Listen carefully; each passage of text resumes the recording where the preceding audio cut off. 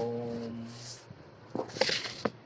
ओम वृतेन या व्रता व्रथा व्रतस्य ज्योतिषस्पति ता मित्रा वरुणा हुए।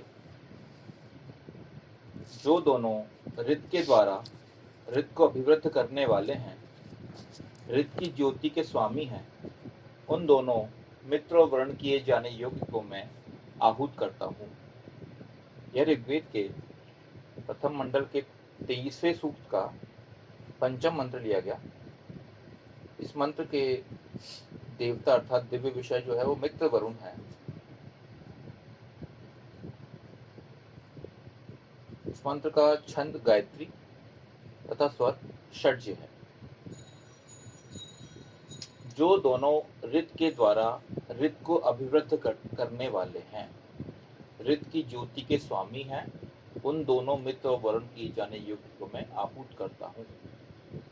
योह ऋतेन ऋतावृद्धौ ऋतस्य ज्योतिषस्पति ता मित्रा वरुणा हुए। सबसे पहले जो इस मंत्र में शब्द का यूज किया गया है वो है ऋत।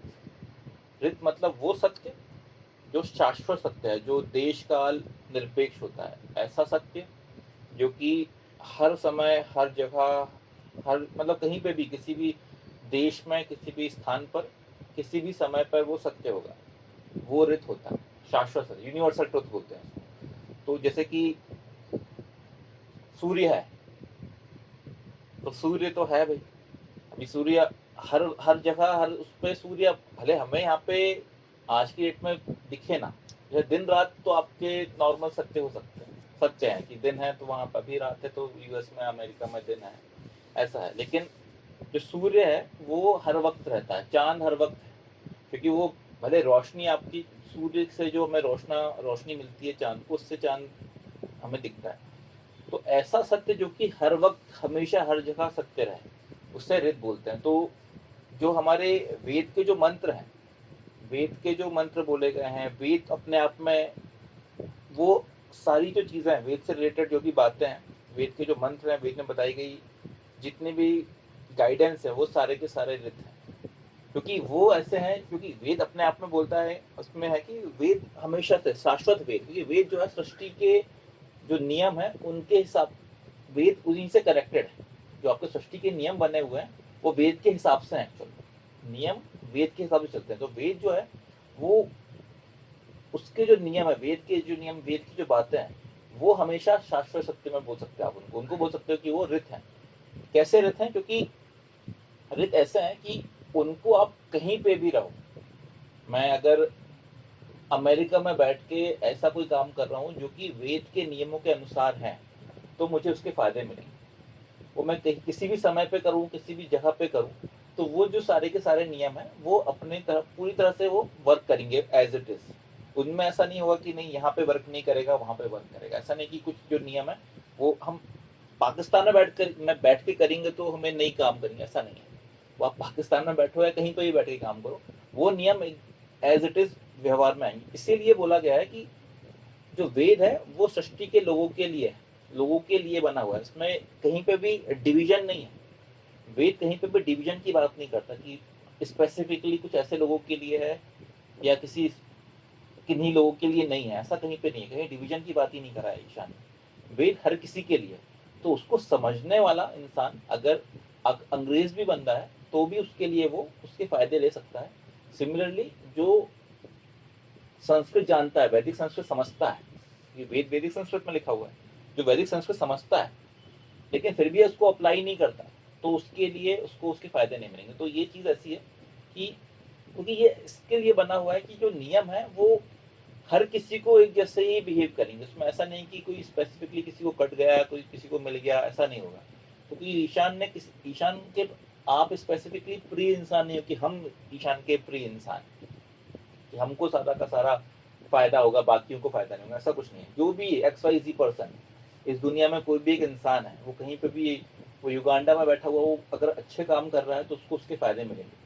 तो ये इस टाइप से बना हुआ। तो ये जो रित होता है वो ऐसा शाश्वत सत्य होता है जो कि देश और काल के निरपेक्ष होता है। इस मंत्र का संबंध पूर्व चतुर्थ मंत्र से है। तो जो जैसा कि ये था कि हमारे जो देवता है वो है मित्र और वरुण। तो पिछला जो मंत्र था उसमें मित्र वरुण की बात की गई थी, उनकी विशेषताएं बताई गई थी। सिमिलरली इस मंत्र में भी आगे कंटिन्यूशन में है। पिछले मंत्र में ईशान परब्रह्म परमात्मा द्वारा प्रजनन कर्म, दाम्पत्य कर्म हेतु मित्र और वर्ण किए जाने योग्य को आहूत किया गया था। इस मंत्र में वही विषय जारी है तथा ईशान यह बतला रहा है कि मित्र और वरुण और कौन सी विशेषताओं के कारण उन्हें प्रजनन कर्म, दाम्पत्य कर्म के लिए आहूत किया गया है। अब यहाँ पे एडिशनल कुछ विशेषताएं और बताई गई हैं मित्र और वरुण के लिए पिछले मंत्र के अलावा। वो पहली है कि मित्र और वरुण ऋत के द्वारा ऋत को अभिवृद्ध करने वाले हैं।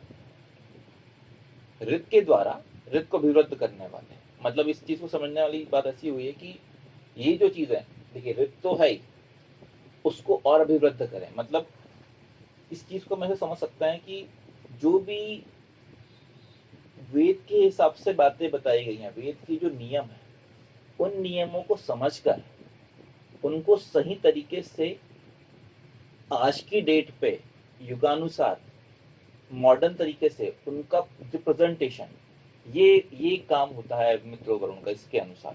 क्योंकि देखिए वेद के जो मंत्र हैं, वेद में बताई गई जो बातें हैं, वो तो शास्त्र सत्य है, लेकिन उस चीज को आज की डेट में कैसे आपको समझना है, आज की डेट में कैसे वो बाकी लोगों को समझ में आए, वो काम मित्रों वरुण का हो जाता है कि ऋत के द्वारा ऋत को अभिवृद्ध करने वाले, वो यही हो गया। और दूसरा है कि वे दोनों ऋत की ज्योति के स्वामी हैं। षष्ठी के शाश्वत नियमों को ऋत कहा जाता है जो देश काल निरपेक्ष हों। षष्ठी के ये शाश्वत नियम प्रमुखतः वेद में बतलाए गए हैं। जैसा मैं बात बोल रहा था कि ये जो भी वेद के जो भी बात बताई गई हैं, वो सारे के सारे ऋत हैं। वो षष्ठी के शाश्वत नियम प्रमुखतः वेद में बतलाए गए हैं। स्वतंत्रतः वैज्ञानिक अनुसंधान करके भी षष्ठी के नियमों को जाना जा सकता है। जैसे वर्तमान काल में होने वाले समस्त वैज्ञानिक अनुसंधान और आविष्कार वैज्ञानिकों द्वारा किए गए हैं। देखिए अब आपको अगर इस पे अगर आपको डाउट है कि भाई वेद में जो बातें बतलाई गई हैं ये शनो मतलब कि ये सत्य नहीं है या ये इनमें कुछ चीजें गलत हैं, तो उनको आप एक्चुअल में प्रैक्टिकल करो। जो भी नियम बताए गए हैं उनको अगर आप प्रैक्टिकली हम उनको अप्लाई करेंगे, प्रैक्टिकल पहले करेंगे और प्रैक्टिकल करने के बाद अगर हम उसका रिजल्ट देखने के बाद उसको अप्लाई करेंगे तो एक्चुअल में आपको क्लियरली समझ में आएगा। तो वेद अपने आप में ये बोलता है कि आपको, या ईशान जो कभी किसी को ऐसा नहीं बोलता कि भाई मेरी अगर ये बाध्यता होती तो ईशान इंसान को पैदा करने के साथ साथ उसको ये बाध्यता दे देता कि भाई तुमको तो मेरी उपासना करनी पड़ेगी। लेकिन ईशान ने ऐसा नहीं किया। ईशान ने, क्योंकि जहाँ पे हमारी बात आती है धियो यो न प्रचोदयात्, कि बुद्धि का प्रेरण, ईशान ने क्या करा, ईशान ने वेद दे दिया। बुद्धि के प्रेरण के लिए आपके पास वेद है, तो आप वेद को समझो और वेद को समझकर उस पर आप आचरण करो। यहाँ पे जोर जबरदस्ती नहीं है, एक्चुअल में सही मायने में ये आपका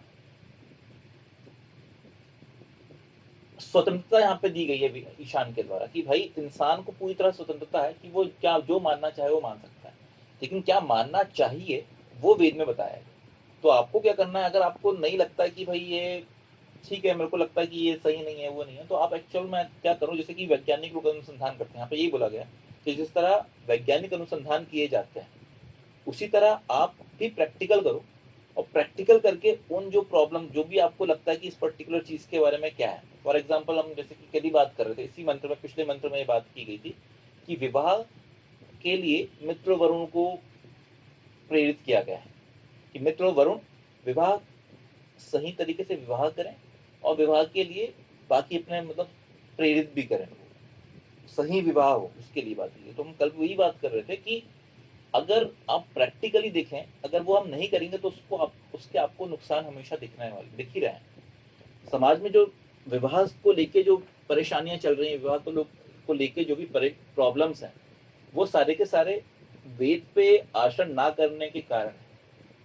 तो ये एक तरीके से आप इससे क्या इंस्पायर हो सकते हो कि भैया ये शायद ये गलत है, इस पे आचरण नहीं कर रहे हैं, तो उसके कारण आपको उसके नुकसान मिल रहे हैं। सिमिलरली आप कोई भी वेद मंत्र को उठाओ और उसको देखो कि वो वेद के अनुसार अगर हम नहीं कर रहे हैं क्या, अगर नहीं कर रहे हैं तो उसके आपको नुकसान देखने मिल जाएंगे। अगर हम देखें कि चलो अगर हम पुरुषार्थ चतुष्टय की बात कर लें, धर्म अर्थ काम मोक्ष की बात कर लें, अगर ये ऑर्डर कहीं पर मेंटेन नहीं किया गया है, यहाँ पे भी ऑर्डर के अलावा बंदा भाग रहा है, तो उसके बाद क्या होगा, उसको नुकसान हमेशा मिलेंगे। अगर कोई धर्म के पीछे भाग रहा है और उसका धर्म नहीं है, धर्माधीन अर्थ की तरफ नहीं है वो, तो उसको आपको धर्म की प्राप्ति करने के बाद भी आपको उसके नुकसान मिलेंगे।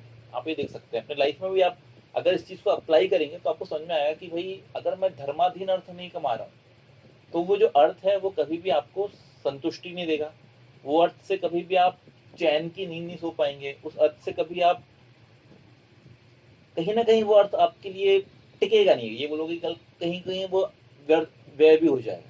तो ये सारी चीजें हैं, इनको आपको कोई भी बात है, वो अग्नि हो या इंद्र हो, वो मित्र या वरुण हो, इनकी जो विशेषता है उन विशेषताओं के साथ साथ क्या कर्म करने चाहिए वो भी यहाँ पे डिटेल में बताया गया है।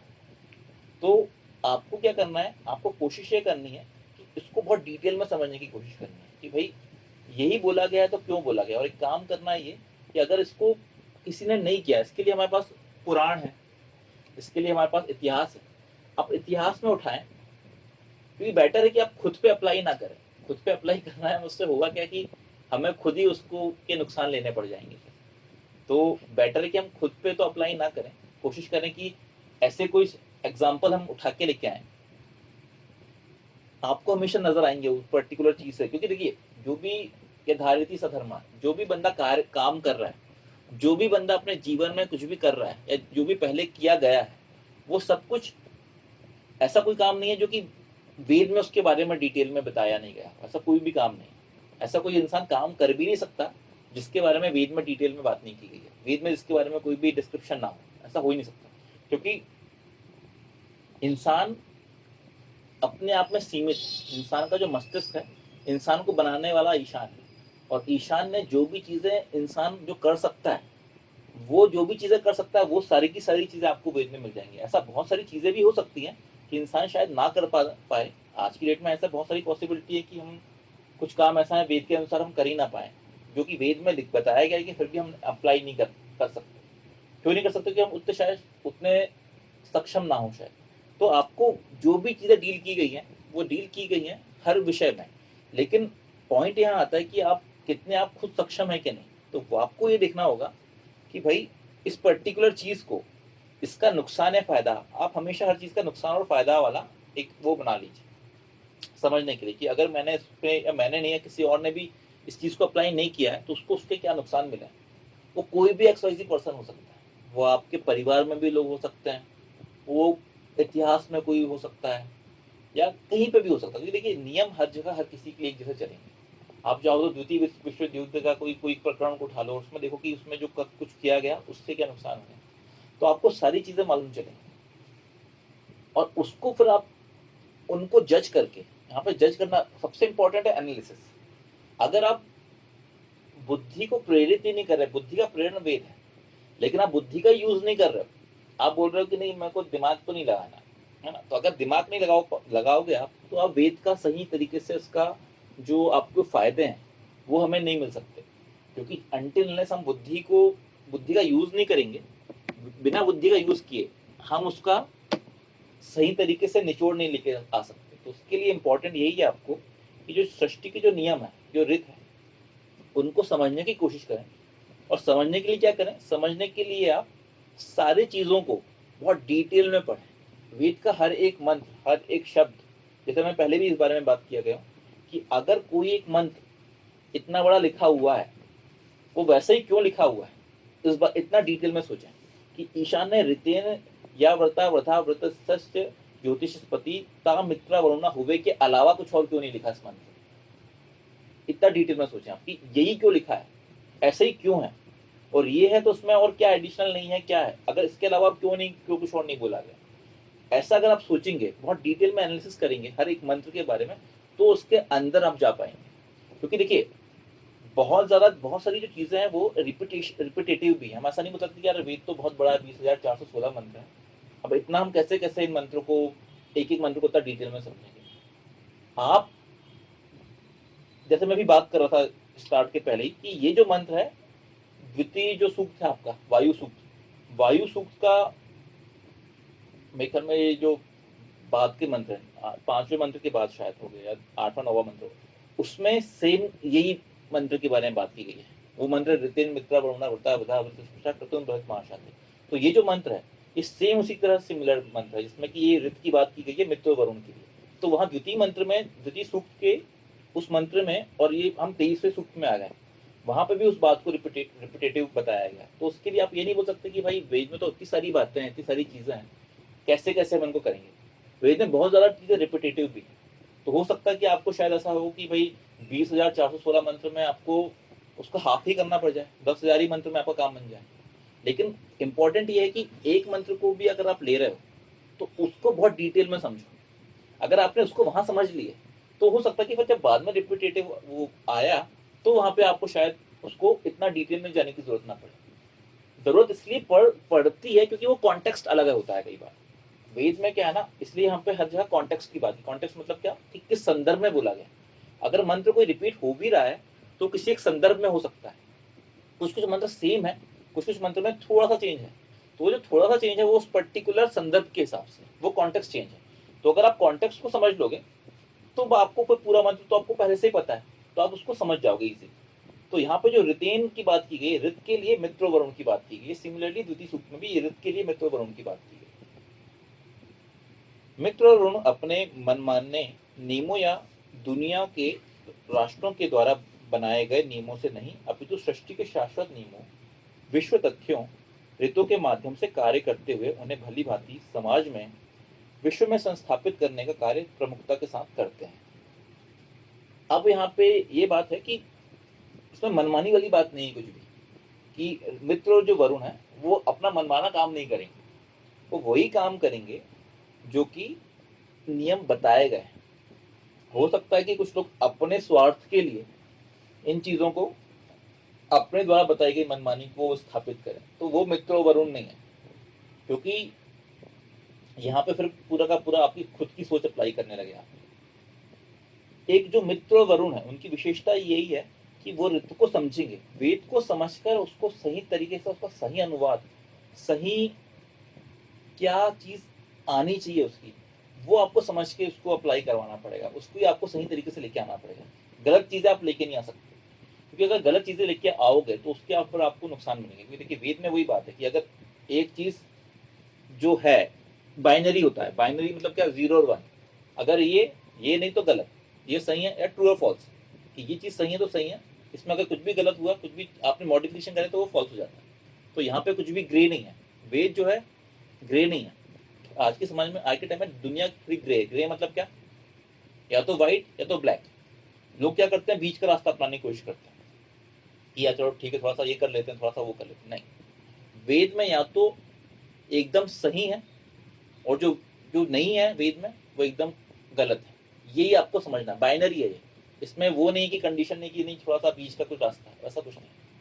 तो आपको समझना है, वो जो एग्जैक्टली बताया गया उसको समझ के उसको अप्लाई करवाने की कोशिश करना है। इसमें अपना दिमाग नहीं लगाना है। इसमें यही बोला गया है कि ऋतु के माध्यम से कार्य करते हुए उन्हें भली भांति समाज में, विश्व में स्थापित करने का कार्य प्रमुखता के साथ करते हैं। वे ऋत की ज्योति के स्वामी होकर ऋत का प्रकाश सर्वत्र फैलाया करते हैं। तो ये हमारा जो जीवन उद्देश्य है, विश्व को श्रेष्ठ बनाना, प्रवर्तन्तो विश्वमार्यम, उसके बारे में ऋत और वरुण का जो काम है उसके हिसाब से इस मंत्र में बात की करती गई है कि जो आपके मित्र वरुण है उनका काम यही है कि वो ऋत को सही तरीके से प्रस्तुत करें। सही तरीके से मतलब क्या, देखिए वेद में तो हर चीज सही तरीके से ही है, उसका आधुनिक तरीके से उसको कैसे प्रेजेंट करना, जो कि हम लोग हिंदू संस्थान जो है वो ये कोशिश कर रहा है कि वेद में जो बातें बताई गई हैं, जो हो सकता है कि लोगों को थोड़ी सी टफ लगे समझने में, हम ये क्या कोशिश कर रहे हैं, हम कोशिश ये कर रहे हैं कि उसको कितने आसानी से, कितने सरल तरीके से हम प्रस्तुत कर सके ताकि हर एक बंदा उसको समझ सके। इसके लिए हम अपने जितने भी वेद के हमारे सूक्त हैं उनका हम प्रकाशन भी करते हैं, उनको उनको उनका प्रिंट करके वो भी अवेलेबल करा रहे हैं, यूट्यूब में भी अवेलेबल करा रहे हैं। सब चीज़ें इसीलिए करा रहे हैं कि इंसान को वेद को लेके उसको कहीं भी कोई डाउट ना है, ये टफ है ऐसा है, उसको समझना आसान हो जाए और देखिए वेद को अगर समझना चाहें तो हर कोई समझ सकता है, क्योंकि आप ऐसा कोई काम नहीं कर रहे हो कि जो वेद के से हटके कर रहे हो, वो सारी चीज़ें ऑलरेडी डिस्क्राइब्ड है। बस आपको क्या करना है, उन कामों को जिस तरीके से आप कर रहे हो उसमें थोड़ा सा हल्का सा ट्वीक करना, हल्का सा मॉडिफिकेशन करना, जो कि वेद के हिसाब से हो जाए।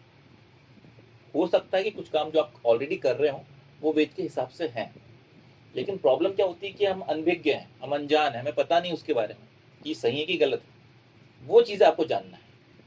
ज्ञान अनटिलनेस आपको ज्ञान नहीं होगा, आपको शायद फिर आपके लिए तुक्के हो जाएंगे। ये वो हो जाएगा कि मैंने आंख बंद करके कुछ तो फेंका वहाँ पे डार्ट, और वो सही बीचों बीच लग गया वहाँ पे। ऐसा नहीं करना है आपको।